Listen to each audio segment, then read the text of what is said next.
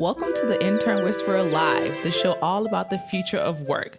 Reminder listeners, you can call us live on the air, and the number is 407-582-2906. You can also chat live with us online through Intern Pursuit's Facebook live chat.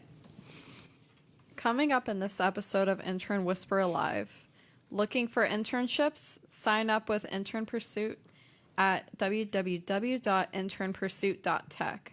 Our guest tonight is Sebastian Reece with Seabos, which is an archery brand producing tutorial videos on how to use and shoot archery equipment. So how can you find us? You can find the Intern Whisperer and, well, we're really an Intern Pursuit, but you can find us on Facebook, LinkedIn, Twitter, Instagram, YouTube, and you can find our Intern Pursuit game on Facebook and also on Twitter, and you can find the game on internpursuit.games, so everybody knows that. You can listen to us live on Valencia College Radio, watch us live on Facebook, follow Intern Pursuit, and you can all call us live on the air. The phone number is 407-582-2906, and you can also chat with us online. So I believe, look, somebody's already chatting with us. And it's your relationship. It's my little sister. Hi. Thanks for watching. We appreciate you. Okay, so we're going to shout out our first sponsor of the night. It is Orlando Devs. Orlando Devs is a nonprofit organization made up of a community of software developers in Orlando. Whether you love writing code or just getting started, you are welcome to check out Orlando Devs Meetup to connect with software and IT professionals. Their website is www.orlandodevs.com. Thank you, Orlando Devs, for being a patron of the Intern Whisperer.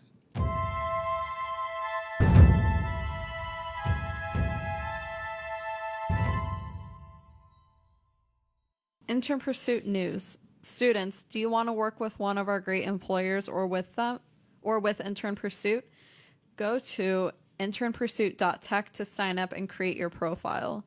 Employers of all types and sizes are invited to be part of our early adopter beta program and take advantage of special pricing by December 31st, 2019. Contact us at info@internpursuit.tech for more information. Want to play our game? Go to www.internpursuit.games to check it out. All righty. So welcome, Sebastian, to the Intern Whisperer Live. Well, thank you for having me. It's really exciting to have you here. So we will be asking you some questions. We want to learn more about you and also what it is that you do in this entrepreneurial space. Oh, look, I just joined too. So feel free, just relax, have fun with the show. So where did you first get interested in archery? What's the story on that? So my dad's hunted his whole life. His whole family's hunted. And from West Virginia. They've owned property up there for 50, 60 plus years. They've hunted it ever since.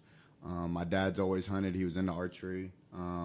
Back when he was in archery, though, they were old bows, so it's kind of really hard to get into, harder technology, harder to shoot, and everything. So when I was first getting old enough to shoot a bow, because, there's like a certain draw weight you have to be, so you can't really get into it as young as you could as shooting a firearm.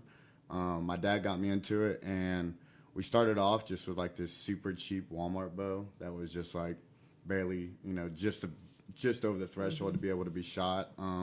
And we worked on it. We chased it. I mean, we put way more money into this little cheap bow than we could have just went and bought like an actually decent bow to begin with, $300 or $400.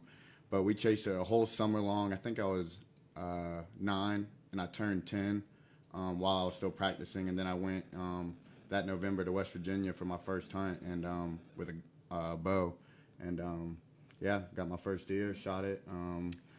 I have a question on that one. Kind of addicted ever since. So my brother hunts, and he does like bighorn sheep. He hunted in Alaska. He uses a gun when he shoots. So this is something I've wondered. I guess I should have warned you. But so when you shoot with a bow and arrow, is it like an immediate kill so that the animal is not suffering? No, it's not. Now that's where, the practice of knowing where to shoot an animal and practicing your shot so you're confident in your shot. As to where, a gun, it can be just as instantaneous as a gunshot if you go with a heart or lung shot. typically though with the arrow, given there's not an explosive impact, it's more of like a Right. bleed out wound. But if you hit them, in the vitals, it's within 30 seconds they're usually completely done. Wow. Yeah. And which can still be true with a gun. With a gun they tend to fall more than obviously, but that's just the impact of it, the sudden shock. As for an arrow, they're kind of figuring it out. But it can still be just as effective. So my brother, as a hunter, he always he's a firm believer. You eat everything that you kill. You use every part of the animal, kind of like Indian culture, and I find that really interesting. Now, he has never. I've never tasted anything that he's killed. To be clear, not because I didn't want to. It's just because I've not been around. But he's done like killed bighorn sheep, and he has like the hide or the fleece. I'm not sure what it it's depends called. on. You can get like a hide and get a rug made. Some people get a Yeah. mount where it's just like He's got the shoulder head. up. Yep. So that'd be like Yeah. a shoulder mount. They call it from like the shoulders up. Or ram. Sometimes they just keep the horns, similar to deer too, depending on the size. But typically the most common is the shoulder mount Yeah, from the head above. yeah, and he's respectful of the fact that he has killed an animal. So he, and it may not make sense to some of us, but some people just will go and kill an animal like an elephant and take the tusk and they do nothing with it. Whereas in this instance, he knows that he's not killing it for either the hide or whatever it is that was about the animal. He knows he's going to make sure all of the animal is used wisely. And to chime in a little bit on the elephant thing, while there are people out there that do that, it's actually a common practice for these guys who go on these African hunts that are for the trophy. The cost alone to ship back any kind of meat from Africa is just, they do in small portions in dry ice. But typically once they harvest an animal that size, they'll actually donate all the meat to the local village. Oh, that's good. Every part of the elephant, not just elephants, buffalo, water buffalo, anything sizable, really, they'll donate back, and it could feed hundreds of people for a couple weeks almost. Yeah, that's true. The amount of meat you get off it. So that's just, and like I said, that's not everyone. There are people out there who go out there and, just do it for the sport, but that's usually a common practice. So what do you guys do? Have you ever tried any type of a sport like archery? I know Miranda, you mentioned you'd like to try it. Obviously, I have a feeling that you're talking about like at a range where there's bow and arrow. Yeah, Like a yeah, shooting at a target, Yeah. not necessarily something that's living. Yeah. Yeah. So what about you, Sydney? I have not. I'm interested in your story. My story. Didn't you say you? She said she wanted to try it. Yeah. Oh, Yeah, you that's had to what she try. Okay. Yeah. And there's still time. Yeah, I'm not an expert. Mm-hmm. Yeah, she Okay. wants to go and check it out. Yeah, go ahead. That's pretty common. I mean, there's a whole world of people out there that are just into target shooting. They've never even been hunting. They have no care to hunt. Even whether it's a compound bow, which is typically used for hunting, but a lot of recurve bows. Anyone of any size can shoot a recurve bow. Just a matter of how strong you can pull the arrow back. That's a workout too. Yeah. And it is, and it's therapeutic. A lot of people do it. It's how you get. I've gotten a lot of people into hunting was through just starting them with archery. They just wanted, it's a hobby. You can. I think it's very mental, right? It You have is. to be like really. Anyone with 20 yards worth of space and somewhere safe to shoot, can go in their backyard and shoot. And you could do it for hours and be relaxed. You're outside, especially in Florida where it's a nice day out if it's not too hot. Try to catch the evenings, early mornings, but yeah, it's I don't want to say it's half and half, but it's a pretty big group of people that don't even want anything to do with hunting. They're just into archery itself. Yeah. And a lot of people think might be like the recurve, like a lost art, but it's still just as booming as it's ever been. Very nice. Have you guys ever tried shooting guns? No. Gone to a No. gun range? I've heard it's a lot of fun though. It is. It is Yeah. an immense amount of fun. I've gone to the gun range, and it's extremely empowering. Yeah. And when you get up there, and I'm pretty sure you can shoot guns. Oh, absolutely. Yeah, because you're a hunter. One of the things that I loved is the fact that, okay, try this little lady's gun. Pew, pew, pew. Pew, pew, pew, all of that. And then it was like, no, I think I want to try that. And then I went up and then, okay, I want to try the machine gun. And then all of a sudden, everything was like going to a whole different level. Yeah. And you feel really, really strong and really powerful. And I found it just an amazing experience. And it is, and It's expensive. Yeah, it can be. Yeah. And that same thing with guns. There's people out there who just go to the target range. I have a good friend of mine. He's never been hunting, doesn't care to hunting, but he knows everything there is to know about guns. A lot of times people think bows and guns. They think hunting and killing, and that's not always the case. And there might be reasons behind one or the other, but doing it therapeutically, shooting guns or bows is very common. Yeah, and it's effective. Being, of course, wise and being mindful. It is a weapon, and we need to be thinking about what we're doing with something like that, so that we're not abusing it, but we're being respectful of it, right? So you guys have some questions. So why don't you ask a question over here? Okay, well, from part one of our interview, the first question I had, the second question is, how did you meet your business partner? So I actually started my brand, Seabows, with my business partner, Sammy. We got together. I left my previous career doing flooring about July of this year and started my own advertising and marketing company. And from there, I started it with my business partner, Sammy, who I had met in high school. I knew him in high school a little, but actually we didn't talk to each other for, I've been graduated since 2013, so almost 5-6 years. Never really talked to each other that much, seen each other here and there, but most recently, the beginning of this year, we started hanging out, and I've started learning, he's real business savvy. He's going to college for computer science, and, we kind of took it from there. So he was one of the first people I approached. While he's not my longest having friend, he seemed to be the most prepared and dedicated. He was definitely into it, and he was wanting to get into it. So through a crazy twist of events, he actually had his brother-in-law, his sister's husband, one of his best friends, owns a tech company here in Orlando, Florida. And so, he had met him through, like, their wedding and some other events, vacations and stuff. And he was like, hey, man, this guy does marketing and advertising in Orlando, so why don't we go out and meet him? We go out there, we set up a meeting with him. We go there like at 7 o'clock at night. He's done working, and he just sits there for like 3 hours and tells us everything, all different kind of tools, and stuff we had no idea about. Took it all in stride, loved it all, and we're like, great, cool. Like, let's go have a beer. So it's actually Sam's birthday that night, coincidentally. So we go out, we have a drink, and while we're at the bar, I start to explain to him my history in archery. And he heard how I talked about it, and I was employed at Dick's Sporting Goods when I was 19, from 19 to 20, for a year.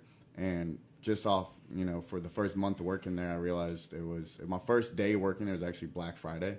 Oh, wow. So What a day to start. I actually went hunting in West Virginia and then got dropped off the day after Thanksgiving right there, my first day of work. Wow. So from there, I could just tell, instantly, there was people, especially it was the one in Davenport, Central Florida. And there wasn't another one south all the way down to get Miami. So there was that was the first place people could go for general bow stuff. So we've seen a lot of people in there for archery, and no one knew. I had never at that point worked on any like archery equipment or a bow press or worked on a bow with any professional equipment. I'd always done it at my house with just, some hand tools.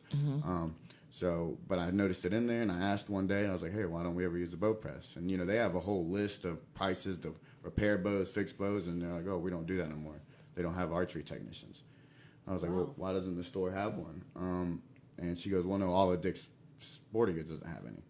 I was like, well, I could. Wow, that's an opportunity right there. Yeah, Right, so that's a need. I was like, well, I'll do it. I'd love to sit here. So they started giving me a couple hours a week setting up bows as they would come in, just assembling them, kind of getting in. Then they started letting me doing bow repairs, working on peep sights, different parts of the bows that people usually would have to drive hours to go do. And so I'm telling Brad this, and then I tell him that I actually got the opportunity to go open the archery section, the lodge section in particular, for Dick's Sporting Goods. I did the one in the Mall Millennia, the one in Claremont, a whole bunch of other ones. And I did that for a couple months before I finally left to pursue the flooring career I was in. So I was telling Brad that, and he just kind of looked at me and he's like, so you were the only archery technician in the state of Florida for Dick's Sporting Goods, and you're 19 or 20.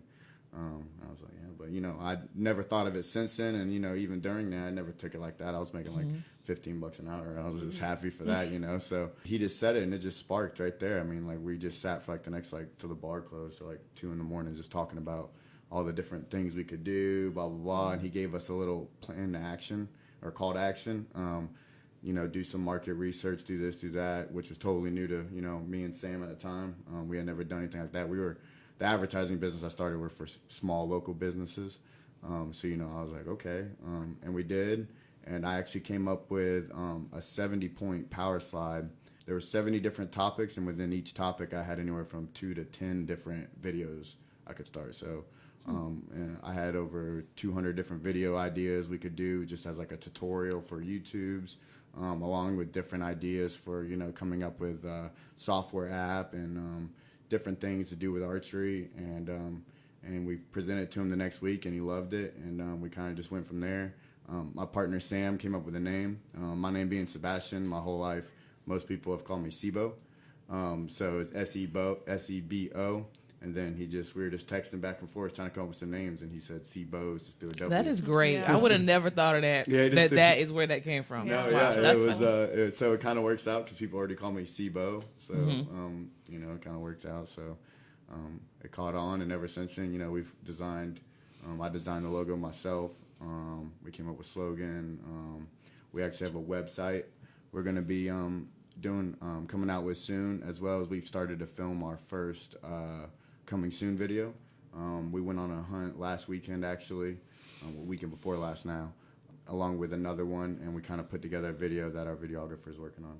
So when you go for a hunt, is this hunting season? And what are you hunting for? So all year round, it just depends on what you're hunting. There's always a hunting season going on, mostly because in the state of Florida, there's wild hogs. There's technically no season on them. They're considered a nuisance.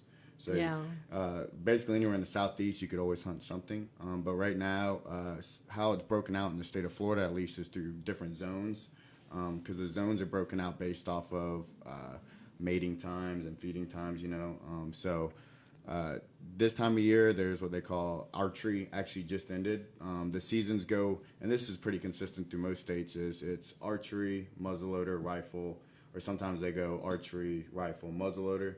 But those are typically the 3 common seasons for big game like deer and so forth. There's resources all online to find out where your local hunting season is and where it's at and everything. So it is most definitely hunting season year round. You have a lot of fans. Do I really? Yeah, you have a lot of fans. I that got are up there. I got a lot of friends watching, so. Yeah, so you've just started your entrepreneur story, and you've been working down in Starter Studio with Brad. I know you mentioned Brad, and you're working with him on his company and doing some things with him separately from this. But what have you observed? Totally unprepared question. I know you're going to be fine with anything I throw at you. So what do you think that entrepreneurial journey looks like? Because to me, when people say, oh, it was an overnight success, I said, no, it took 15 years. Yeah. It takes a long time to get there. Yep. And while, I'll never consider being a success right now, when I left my job, it was kind of like, I did 4.5 years of estimating for flooring company in AutoCAD. So while I had actually some job offers and so forth, I kind of just had that mentality. I just wanted to not work for anyone. The bottom line, it wasn't about the money. It wasn't about anything else. It was I just didn't want to have a boss. So when I started that, and it led to Brad, who owns the tech company in Orlando. He actually, we started with Sebo's, the archery brand, where there was no mention of, me working with him or have ability to work along with his company. So after the work, I think he's seen us put into the effort he's seen us put into just starting this archery brand. At the same time, I was still running, my other company. We were designing some websites for some people and so forth. And, just through that effort and showing him, everything and how we can work and, just showing someone the drive. I've never been to college. I don't have a college degree. But just showing someone that you're willing to work and you can learn anything, yeah. I think is the ultimate skill to have for anyone. He 2 weeks later, offered me a job, asked me to come be a sales manager for his company. I don't think everybody has to go to college, honestly, and I'm a teacher, so I'm not supposed to say that. But college is, with today's world, we can actually learn everything. Well, not everything. We can learn a lot from YouTube, from all different types of courses that are available. We may not have the credentials. That's the difference. I think that's really important to remember. If you're looking for credentials, then that's why you go after a degree. If you want to have something that is going to demonstrate that you have a certain amount of knowledge, that's why you go to school. If you're wanting to go and have progression in, a master's or a doctorate or, a Juris Doctorate, MD, that's why you go to school. But it's not for everybody, and I'm really glad that you shared that because I think you're brilliant.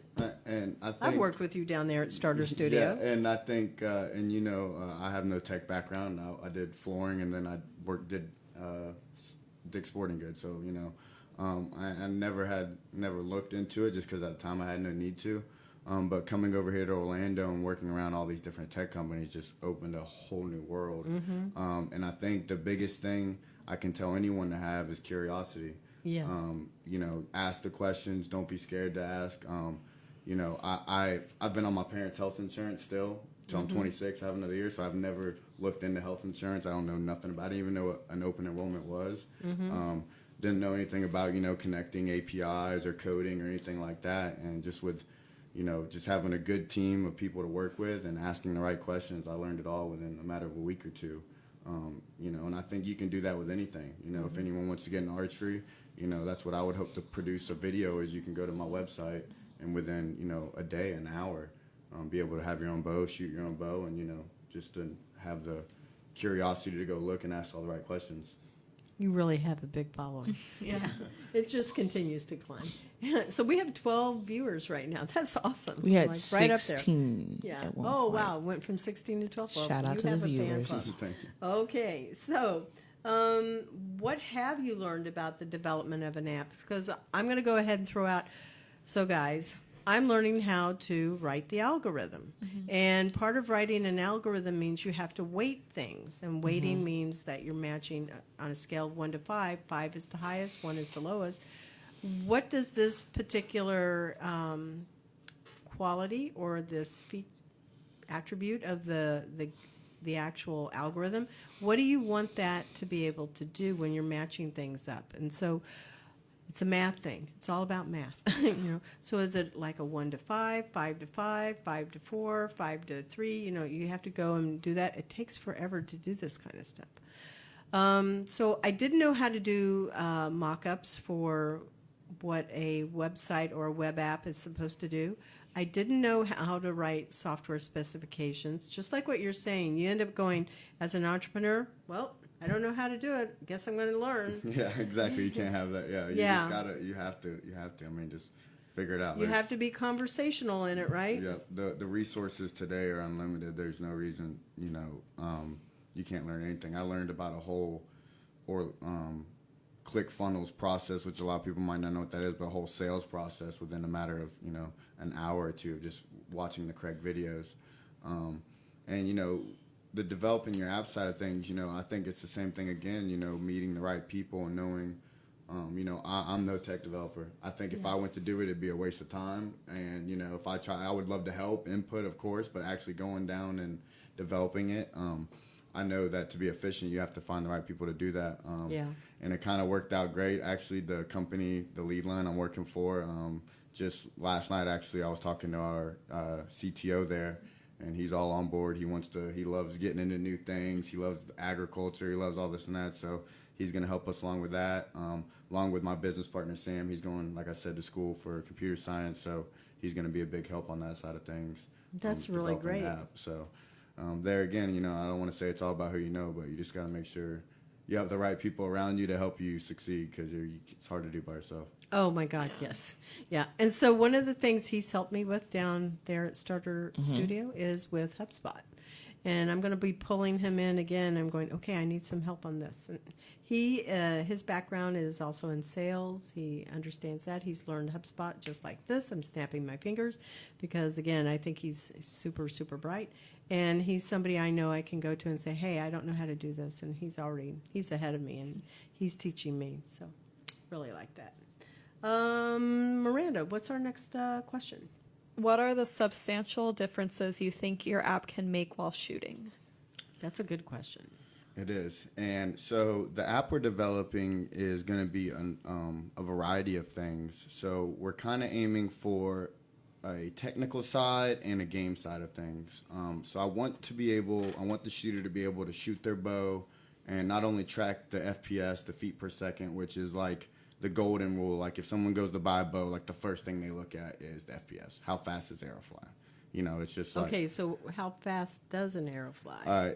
Anywhere from, I mean, like there it goes. It depends on the bow. Anywhere from 250 to 400 feet per second. Whoa. And, you know, it varies, you know, and with archery, the weight of the arrow, the size of the fletching, the poundage of the bow, the length of the arrow, the weight of the broad, there's so many factors that skew that number. You change one little thing and this number slows it faster, you know.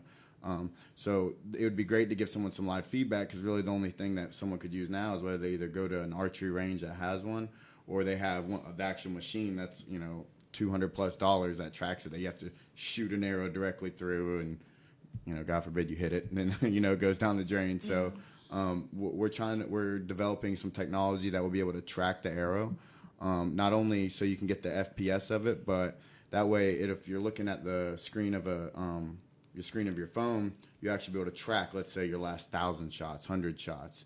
And you can see consistency of where you're shooting, you know, and you can make some adjustments that way, or, oh, how did I shoot yesterday or the day before? Because a lot of factors come into play when you're shooting, you know, you're tired, you're weak, you know, people notice. Even Sam, how he kind of got into it is I hooked him up with his first bow. I set it up for him. I taught him how to shoot it. He's a great shooter now. But it was the same thing. He started to notice after about 30, 40 shots, his shots were starting to get bad, and he's like, "Oh, what's wrong? What's wrong?" And I was like, "You're just getting tired." I was like, you know, I mean, you can only shoot so much before you start getting weak, and that just instantly affects your shot. So hopefully that app to also throw in some pointers there. I know enough about helping people setting them up with bows and so forth that I can basically give a general idea if all your arrows are hitting, let's say, you know, 1.5 inches to the high right. I can, you know, a tip should pop up in the app. Hey, adjust your bow, you know, 1 centimeter down and then 1 centimeter to the left. Oh, wow. You know, or something to that effect, which that might get touchy because, you know, different arrow sights and stuff might affect that, but you could still get a pretty good idea. I could still say you need to go down, you know, so forth. And then the game side of things is I want to be able to play against your buddy. Growing up, that was the best thing, you know. Me and my buddies would all, 5 or 6 of us, we'd all get out in the yard, shoot bows. You know, you play little games, you know, everyone aim for this circle or that circle. But it's hard to do, especially now that everyone's older, everyone, you know, has families, kids, everything. You can't, it's almost obsolete, you know, we never do it anymore. So if I could find a way to, which we're actually finding a way to, track the shots. So let's say I shoot 10 shots and I score 50 points as an example. It would be like a queue, kind of like an iMessage game. I would just send it to my friend. And then when he shoots that night or the next day, you know, whenever he has a free chance, he shoots his 10 shots. And whatever his score is, he sends it back. And then, you know, you can keep track from there. Just to throw a little game side into it. But So it's kind of like adult darts. yes, exactly. Yeah, it's like extreme darts. Yeah. Yeah, extreme darts. Yeah. There you go. And then, you know, and as well as like, you know, like little questions on there to help people maybe either answer their problem or send them to a video that at that time we've produced on YouTube to better help them with their problem. So I'm kind of wondering, when you are shooting, does one arm get stronger than the other? Or are they... It's the back. It's your back? It's your back. So I've never worked out a day in my life, I'll admit it. At the time when I was really in archery, I probably weighed 130 pounds. But there were guys that were 6 foot, 200-something pounds that could, first time shooting, could barely draw back at like a 70-pound draw weight, which is a pretty heavy draw weight. As to where I could just pull it back with ease. But just only one side gets stronger than the other? No, it's your works whole back. the whole back? So when you're actually, Good to know. when you're drawing a bow back, you're pushing with your left and pulling with your right. And both those muscles are engaged in your back. When you actually get tired of shooting, that's why, like Sam, for instance, you don't notice you're getting tired because it's not your arms where you would think it is. Yeah. The only time your arms might get tired is because you're holding the bow with your left arm. But it's usually not your arms that get tired. And you're like, man, why am I tired? And you'll kind of notice it's your back, and it's hard to hold steady. Wow. That's interesting. That I would have is thought it would be interesting. your arms. Yeah. Me too. And you'll notice even the day after shooting, it's not your arms. It's right in the back of your shoulders and in your back. Have you guys ever gone rock climbing? I tried. Like in a gym? In a gym, yes. Okay, so it's the same thing. Like in a gym, when I've gone rock climbing, I have seen that I try to pull more with my arms when I've been told, no, you push with your legs. And once I switched over, I went, oh my God, it's like night and day, and because the muscles are obviously stronger. So. Yeah, it's muscles you think you'll never use. It's a lot of time. That's what it is. That's why a lot of people who even work out are in shape.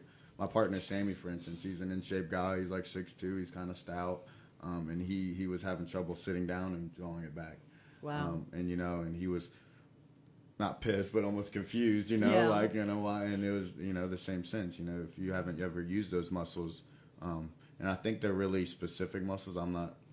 I don't know that much about the anatomy or anything like that, but I do know. I bet you're going to learn it, though. Yeah, I will. I'm going to have to. You're going to be able to use that as a way to help people go, okay, so if you want to strengthen your upper back, your lower back, Yeah, the same thing. It's great. You'll feel it like a workout the next day. Oh, I'm sure. You'll feel loose, a little, sore, but it's a great feeling, obviously. So, what's our next question? What do you think the archery and outdoor sports industry will be like in 10 to 20 years? So that's a great question. As little as it seems like it hasn't changed in the past couple of years, what has changed is the following. There's a lot more people getting into hunting, as much as there is a lot of people protesting it, which goes back to the old saying, any media is good media or any news is good news, know. So as much as people are protesting, it brings attention to people who never looked into it, and as they're both growing, that's the same concept. The hunters are growing. There's a lot of people getting into hunting, not just hunting, but archery. There's a lot of youth programs around the country you can get into for recurves. It's brought to a lot of camps, summer camps and so forth. There's actually a great one here in Orlando. And we're actually looking to put on a lot of events for children here in the near future once we're able to put together all the equipment and everything, because that's where it starts. Is while they're young here, if you get a fan today, who's 8 or 10 years old and shooting when they're an adult, you have that fan forever, hopefully. So I think that's a lot to do in 10 to 20 years. The more people, the more famous people, the more well-known people that get into it, I think it'll definitely be a growing sport, as well as people like me who are trying to bring a technology into it. It's not there. There's very little technology. I didn't hardly pay attention to bows for 5 years while I was working for flooring, and I got back into it, and it's all the same.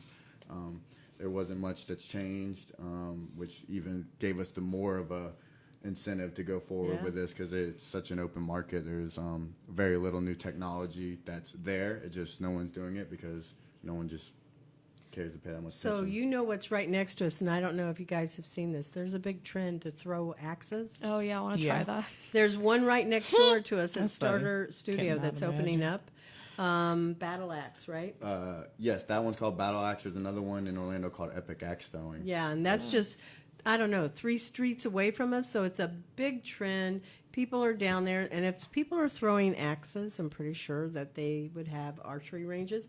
But it seems like it'd be kind of like a bowling alley. You'd have to have a lot of distance, right? Because the axes are very short. It doesn't take us much space, but I think archery would take more space. So it would, in a sense, if you're trying to do something similar to the axe throwing. That type of a business model. In that type of business model, you wouldn't have to, because the idea is they have it closer for more easy user experience.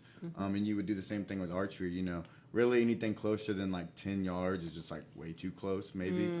But I think you could get away with like 8 to 10 yards, which is about what the axe throwing lanes are. So you could get away with that, especially if you're using recurve, which I think you would use. I think compound bows would be too difficult for, that kind of entertainment value. Well, I'm just suggesting that as a possibility. Yeah. You could set it up like that way. So you could have this whole franchise of... I've actually talked with my guys about talking to the people at Battle Axe, because they're building it right now, and I walk by it every single morning and evening. And I've been wanting to talk to her about it. I see the lady in there, but I haven't had a chance to get her. She's usually in there talking to some construction workers, but I've definitely thought about it, especially in the same sense of just, the educational side of it, being able to teach people about bows, because, I think people going there and throwing axe, most of them probably don't go buy an axe and a board to go throw. You know what I mean? Like, maybe some do, or maybe they buy a little axe. But Well, I'm going to go try it out. oh, of course, and you know, but I think the selling them after, getting them into archery, if they came to something like that, and then giving them maybe the tools or whatever they need to keep pursuing it or come back even, I think would be big to get more people into it. Yeah, I would definitely go to a range if there was one like that Right. for archery. I would Yeah. definitely go. How about you, Sydney? You want to go try it out? I would. I can see you doing it. Yeah, I might be able to really get some aggression, anger out That's by a big part of seeing it. the axe and Yeah. just throwing it. Not saying I'm visualizing throwing it at a person. Well, what but about the bow and arrow? Would you do that? I would. Same concept. Yeah. And absolutely. then when you get it on your target, you can feel like, yes, I can reach my goals. You know, it's not a mind thing like we talked about. It's all therapeutic up here. Yeah, I feel like archery would be very relaxing, whereas Yeah. axe, it's just throwing it. But archery would be more concentration. There's a lot of Yes. precision, right? You Yeah. think A lot of that? precision. I think it's the same with the axe, because with the axe, I think you've got the weight of, Yeah. you know, I'm going to guess it feels like it gets heavy. I think like the axe is a lot of timing. You know, it's a lot of release as to where, you know, it's not so much accuracy. It's kind of, well, I mean, it is accuracy, but I think like timing has a lot to do with it, as where like she was mentioning with a bow, it'd be, you know, you could put in as much effort as you want into it. You know, if you want to, you know, make very little movements and draw back further and, you know, make the shot, then that's what you do. Or you can kind of relax, lackadaisically, just kind of shoot for fun. I like to think of archery is like the golf of the hunting world. Yeah, that's a In the good way of sense, putting it. It's the one shot. You know, I golf a lot. I'm not very good at golf, but I make one good shot every time I go out, and that keeps me going back. You know, Yeah. same thing with archery. You know, you can, if you shoot 3 arrows in a row and they're all relatively close, you're like, oh. And, you know, whether you can do that again or not is up to you. But, you know, just that one little instance will keep you coming back. And that kind of, you know, a little off topic, but it kind of reminds me of another reason I relate golf to archery, in the sense that there's people out there that go and spend thousands and thousands of dollars on golfing equipment, Oh, yeah. and they still suck.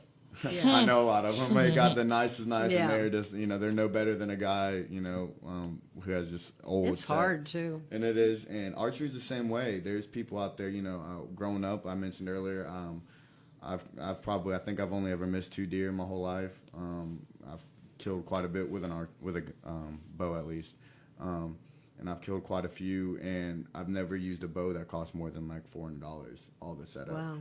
And I know people that have these $3,000-$4,000 bows and they miss the shot. You know, so you know you put all that money and effort into making yourself a little better. But really, at the end of the day, it didn't matter. And golf's the same way. You can spend all the money you want, but if you know, if you still suck at golf, you still suck at golf. Same Yeah, thing with it's bows. how much effort you put into it. Yeah. It's not the And amount golf, of money on the and equipment. they're both the same, where you can spending that money will help you to an extent. You know, to that point of cushion. You know, help your shot a little more and so forth. But at the end of the day, you know, you don't need it. I like to think the same thing with golf and archery. You know? Yeah.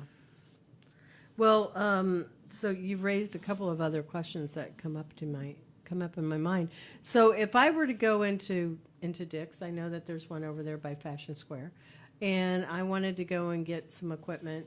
Do you have to have a license for this? No, you don't. Archery in itself, you know, being able to shoot a bow in your backyard is completely fine. They won't question you. You have to be over 18 Okay, to buy so any you have to equipment. prove. You have to be over 18. You know, if you're under 18, you know, get one of your parents to go in and help you if you want to get into it, obviously. You know, that's a whole nother side of thing of getting kids into archery. But Dick's actually, just in case you do go to Dick's, they actually, I don't think, actually sell hunting equipment anymore. I think as a business, they got out of most of it. I know they still sell some, but I think last time I checked, they don't even sell it anymore. But there's still quite a few great places around you can look into it. But you would just need to be 18. Go in there. You know, the hard part there is too for a lot of people, which is another reason I don't put out videos, is they don't know they don't know what's good. You know, you could read all the reviews you want, but if you're just completely blind getting into archery, you know, the reviews might not mean much to you.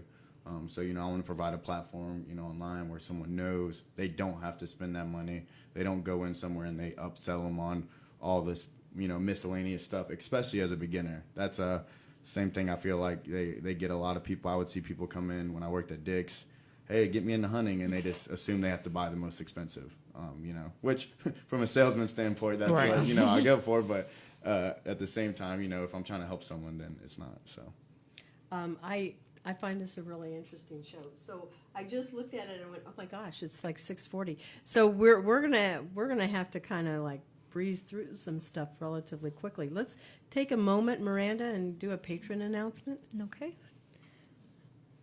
Starter Studio is a pioneering hub for innovative and tech-enabled entrepreneurs that empowers and provides resources for entrepreneurs, creatives, and innovators to begin, grow, and flourish in Central Florida.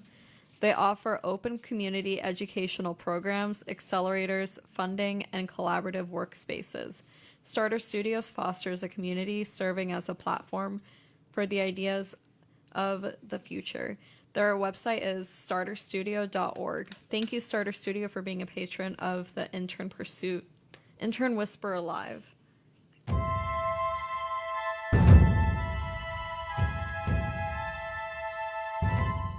Okay, so we're gonna breeze through just like probably like 2, maybe 3 questions if we're lucky here. So, okay, so our show's all about interns. And I know you shared that you had not gone to college, but if you were going to bring in interns into your business, what would you begin searching for? What are the qualities, the attributes, the traits, characteristics that you're looking for from a student? I think, goes back to the curiosity thing, an intern position, I feel like you're not going in there, that's your career, that's your job, that's what you're looking for. They're going in there to explore and learn.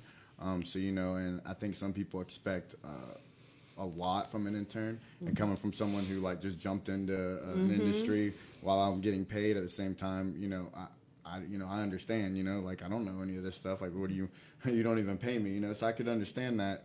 But at the same time, if they ask the right questions and they follow through, they'll get that business side of things. And if it's something they're actually into and looking for, then they'll really figure out whether they like it or not. And, if they ask the right questions and then they still realize that it's not something for them, then they, can go from there. But I think the curiosity is a big one, wanting to always learn, and especially for an intern, like you're trying to get as much information in that little bit of time you might work with that company before you either leave or potentially even get hired.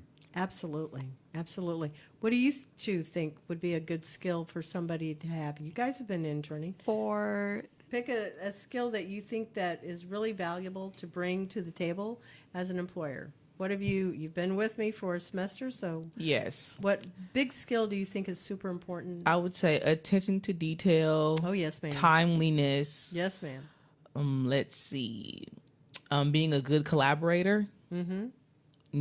And having excellent communication skills. Yep. It's at least top 4. That's for your mom. Well, that was for me. Okay, there you Yeah. go. I like that. I Yeah. like that. How about you, Miranda? I was gonna say it's dependability and knowing That's that good. you can, knowing that you can trust the person, and I mean, you named all. I kind of went off a little That's bit. I'm okay. sorry. You're just All the good confirming it. ones. Those are good. I'm collaborating. Yeah, yeah, Yeah. But yeah, Yeah. pretty much. Not to do the whole what she said, but yeah, pretty much. Yeah. For me, it's always problem solving. When somebody can come in and they can solve my problems, I'm sitting there going, oh my God. Thank you. Don't ever leave. Stay with me forever, because I see that as, they're using critical thinking. They're solving problems. They're coming in here and they're using strategic planning. I mean, all of the cylinders are working for me at that point in time. And that's what makes somebody stand out for me. Yeah, and to chime in, problem solving, I think a huge thing for any company, anywhere you go, is not just looking at something and say, well, what can we do better? But figuring out what's wrong with what you have, because there's always something wrong, figuring out, that's the first thing I do, and I think, that's what's led me to where I am is, first thing I do is try and figure out, like, okay, well, what's really wrong with it? And then you solve it, and that's what makes it better versus just... And customer discovery. Correct, and Your client customers are going to knowledge. tell you what's wrong with it. I talked to a gentleman the other day who told me once you get a really good client, a couple good clients, figure out which one is the hardest on you and ask him for the feedback. Oh, yes, I would agree with that. Who's the most stingy, who's the most, because they're still your clients, but they'll be honest and they'll tell you Yeah, what's really they sure wrong. enough will. So I totally agree with that. Who are some of the great leaders and mentors that you have either known personally or professionally, living or dead? It can be famous people, just everyday people that you admire and have really influenced your life.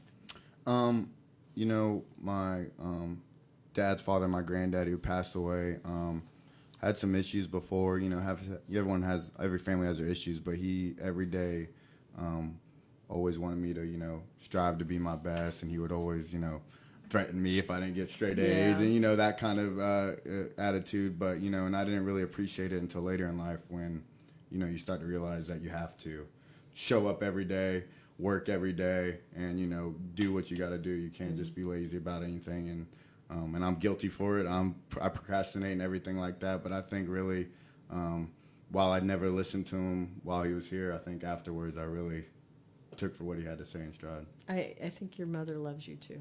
Yeah, probably. You probably should give a little shout out for your mommy. Yes, love your mama. Yeah, I guess she's helped form you too. So, yeah. No, both my parents especially. I wouldn't be here without them. Absolutely. It's, you know, that's a long list of people, friends and family. You know, it could go on forever, especially my friends. A lot of people have a couple friends, you know, they live with, but I've had 10 friends, and they've all been my best friends for, you know, we always argue it'd be a horrible day to get married because you don't know who the best man's going to be. I have a lot of friends like They're all my best men. I'm sure there's a way you can figure that one out. It's elope and then just have the big party. Yeah, exactly. So we have it's the New Year's approaching. What are your goals for your company? And then tell us how people can find you. Tell us the website. Tell us all of that good stuff.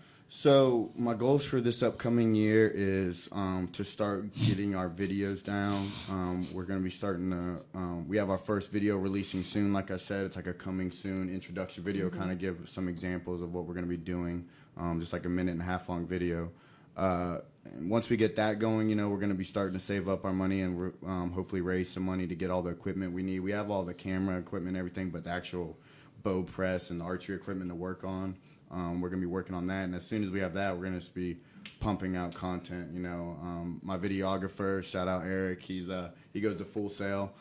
He's a genius with the editing and everything like that. So, you know, as soon as I get it to him, he's on it. And that's another great person to have by your side, as someone who knows a lot about editing and videography. Guys over here. Yeah, exactly. That's these guys. Yep. And so he's made it a lot. He's made it easy on me too.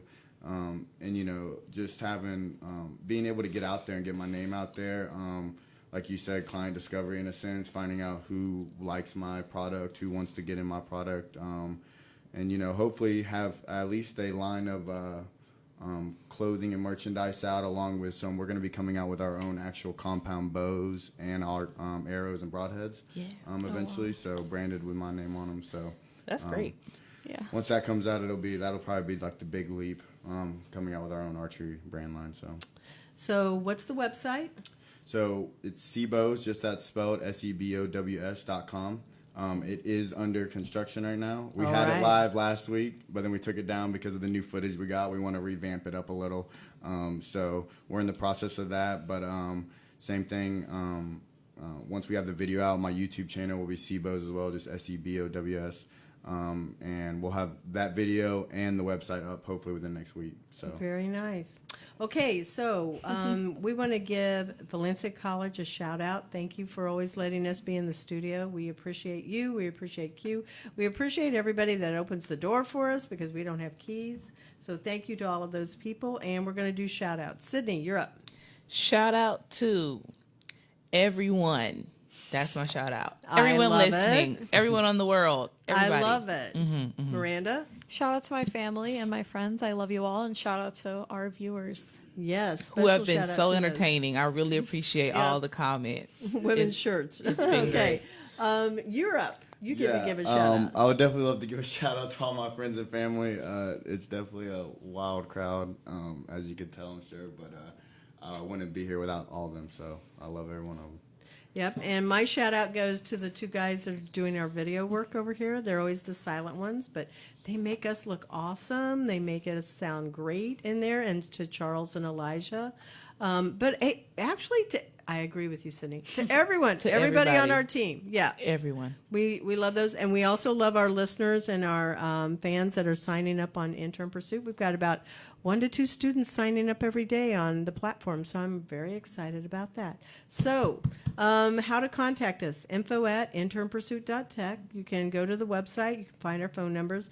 And remember, we are on Facebook, Twitter. We are live on Facebook. Follow Intern Pursuit. And as we close, we want to say thank you to all of our viewers and listeners for following us. So take us out, please, Sydney.